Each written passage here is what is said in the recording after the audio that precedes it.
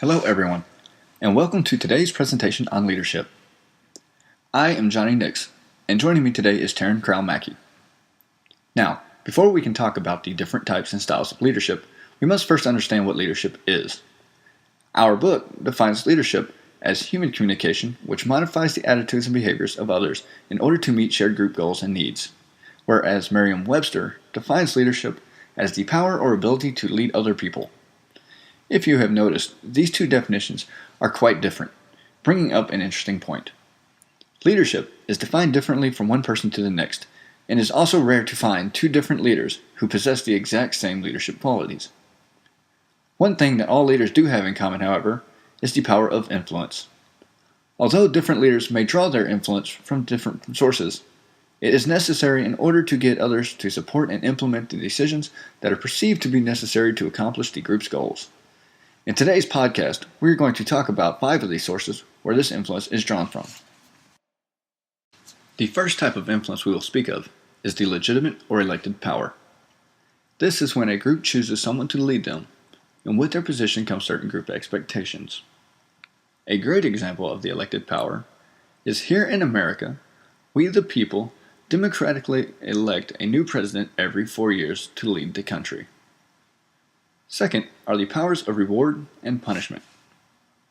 These types of influence come from the leader's ability to be able to give or take away things from the other members of the group.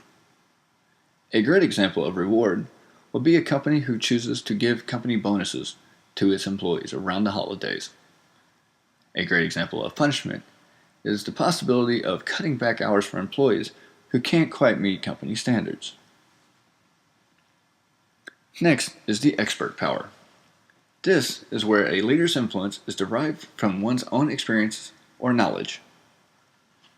This is usually confused with seniority. Just because someone has been there longer doesn't necessarily mean they had the most knowledge or experience within that subject. Finally, you have the reverent power. Reverent power can be gained when other group members trust the leader on how they handle situations and respect the choices they make.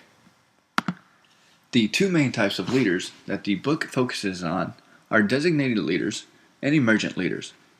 Designated leaders are given a title that identifies them as the group leader. In our current situation as PHS students, however, chances are the actions of someone in each group from the start of the project until now has helped to influence them into their current position as the group leader. This is an example of an emergent leader.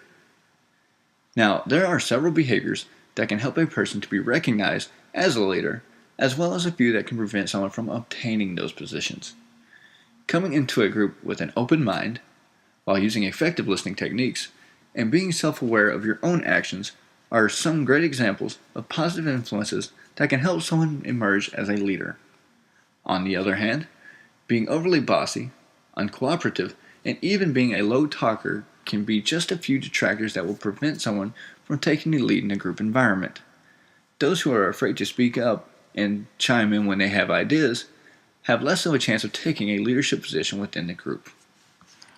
Hey guys, give me one second. In history. So, we know what a leader is, and of course there are plenty in history. So let's take a look at some of them. Although some of these figures may have ruled long ago, there is still much we can learn from their leadership styles. Things that we want to copy, and things that we would rather never see again. First on our list is Alexander the Great. Alexander's position as a great leader has been debated for years, with many claiming that he was more of a great conqueror rather than a great leader. I personally think he was a little bit of both. But, regardless of anyone's position on this subject, Alexander did possess at least one good leadership quality. Instead of letting his soldiers lead the way, Alexander always rode and walked in front of his army. Now, for anyone who doesn't know, in Alexander the Great's time, it was usually that the leaders would stay out of the fray and send them in like one does on a chessboard. Basically, the soldiers were pawns. He also ate the same food and drink as his men, and even ate the same size portions as everyone else. This is a leadership quality known as leading by example. Hey guys, give me one second. Next on our list is one of the most feared men in history, Genghis Khan. Like Alexander the Great, he too led his armies from the front. However, unlike Alexander, he knew when not to fight. Khan was merciful, and by not slaughtering every man that stood against him, he actually gained the loyalty of many and even recruited former enemies into his ranks. His leadership qualities extended beyond that, as he was known for rewarding people's loyalty, and he had an open mind as he was accepting of their life choices, never forcing his people to follow any specific religions or ideals. In order to apply this, it is important to understand that these two leaders had amazing qualities that allowed people freedom to follow them, if that makes any sense. Just because you are a leader does not mean that people have given up their freedoms to follow you, and that is a huge key point in being a good leader. But moving on, we have to remember that it's not always a man that leads an army into battle. Many women have also cemented their place in history as great leaders. Joan of Arc, also known as Saint Joan, was only 17 when she started fighting in the 100 Years' War. Joan was responsible for leading the French army to several victories throughout the war. Like many before her, she too fought alongside her men in the trenches. Joan showed leadership qualities through her character, integrity, and her powerful vision. Though she possessed many great leadership qualities, none surpassed her ability to inspire people. We conclude our list with one of the most powerful women of the 20th century, and by no means is she anyone on the warpath. Mother Teresa. Held as one of the most respected women of her time, she had a strong sense of purpose and her vision was clear. She motivated people to achieve her goals and influence others to put others above themselves. She was both charismatic and confident. As of 2012, her order, the Missionaries of Charity, consisted of over 4,500 sisters and was active in more than 133 countries. So, now that we've spoken about the historical people in regards to leadership, how do you feel about that? What questions would you ask them about leadership if you could? How do you think that they would answer?